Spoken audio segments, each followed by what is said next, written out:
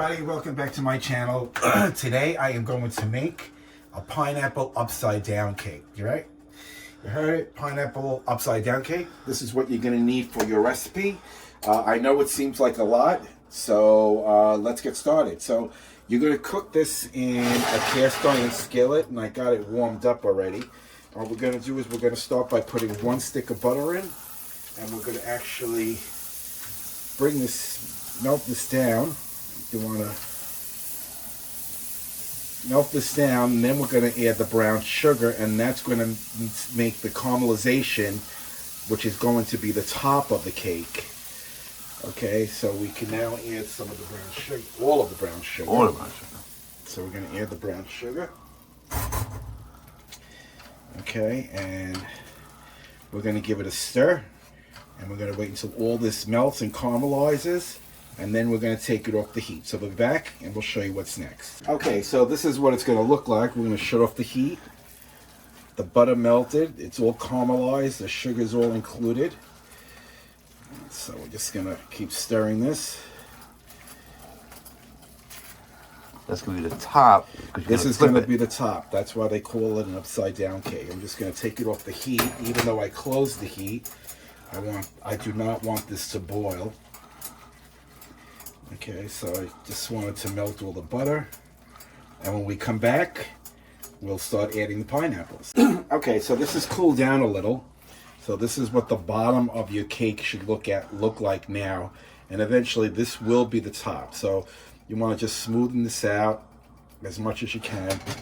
Okay, you shut off the oven. This is the oven because we don't need that right now. The next step is to now just position your pineapples.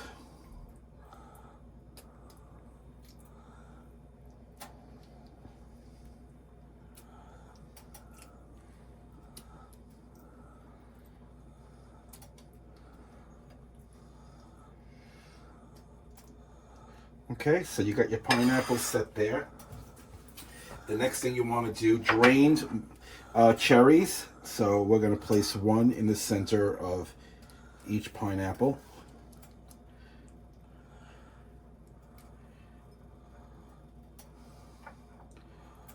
Okay.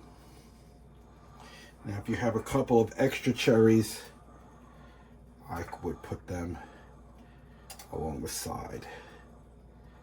I have 3 left. Let's put one here.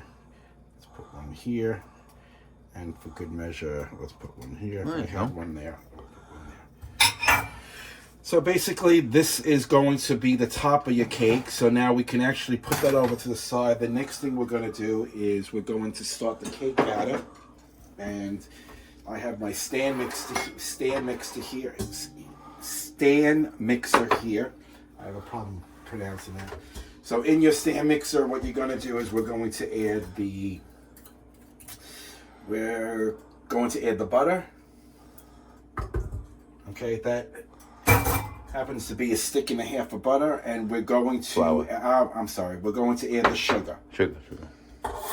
Okay, and we're going to actually bring this to a creamy consistency.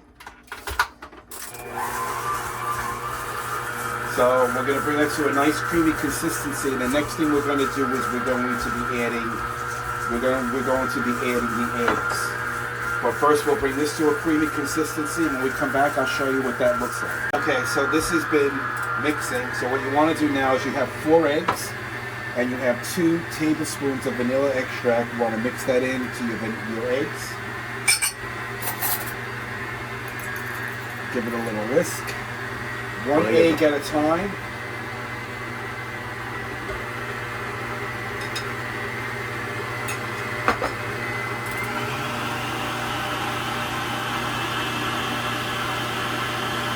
So that all incorporates. Again, 1 egg at a time.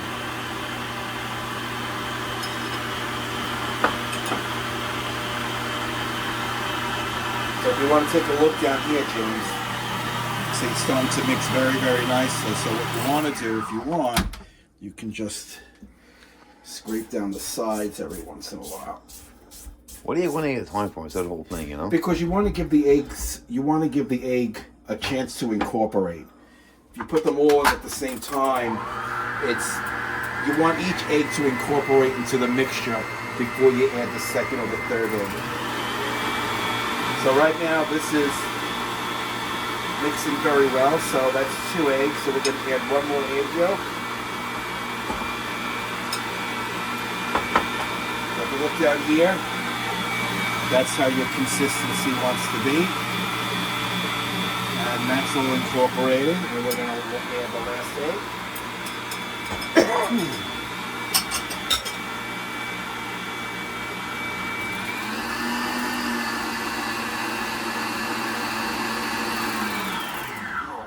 Gonna scrape down the bowl one more time.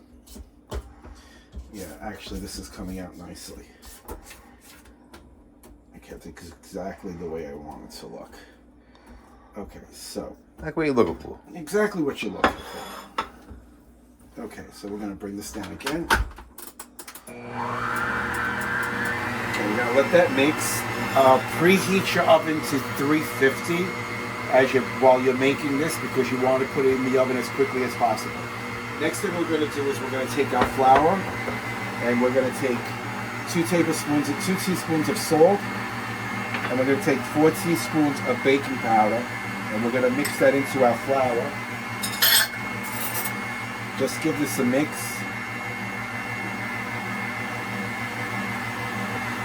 Mix all the ingredients, all your dry ingredients, so it all mixes. You can sift this if you want to, but as long as you mix it all together, that's fine. Okay, so this is all mixed, and I have 1.25 cups of the pineapple juice that I got from the can of pineapples.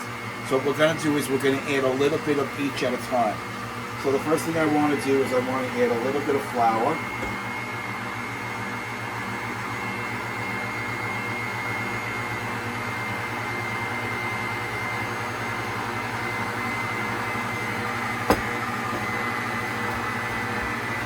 Let that incorporate. Drizzle a little bit of the pineapple juice.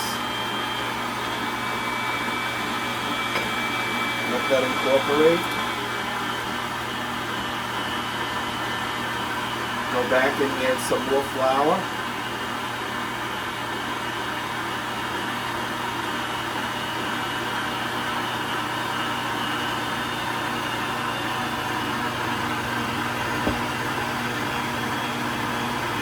Add a little bit more pineapple juice.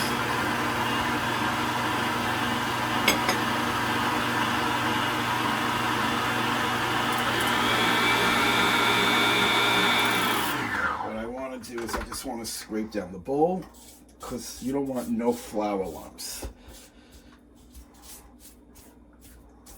This looks very nice, and it actually smells delicious. I can smell the pineapple. Okay, so what we're going to do is we're going to bring this down again, and we're going to add the rest of our flour.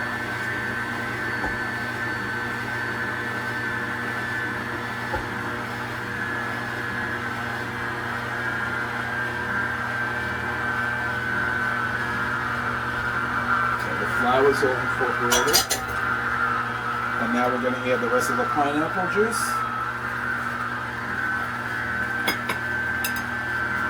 We're going to mix this. That's it. Mix it well, thoroughly together. You want to once in a while stop it, and you want to scrape it down because you want no flour lumps. So when we come back, I'll show you what the next step is. Okay, so this is done. We're going to shut this off. We're going to get rid of this. Okay, we don't need this no more. I hate a mess. Okay. I know. Alright, so we're gonna unscrew this. That's what your batter should look like. Okay, it's nice. And I'm just gonna give you a little heads up. This ingredients, the amount of ingredients I used to make the cake batter is good for a 12-inch cast iron frying pan.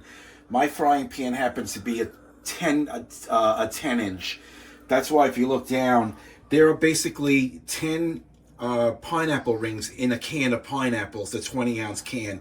If you notice, there are only 7 in here. This is a 10-inch pan. Remember, I'm making a smaller cake because it's only for me and Jim. But this recipe, actually, the recipe that I have, I'm doing now for you, is for a 12-inch pan.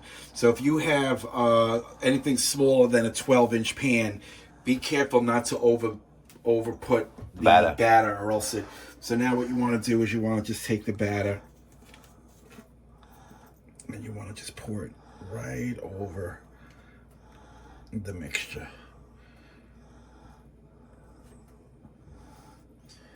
Actually, you know what? Well, you can have the even out super close then. Yeah.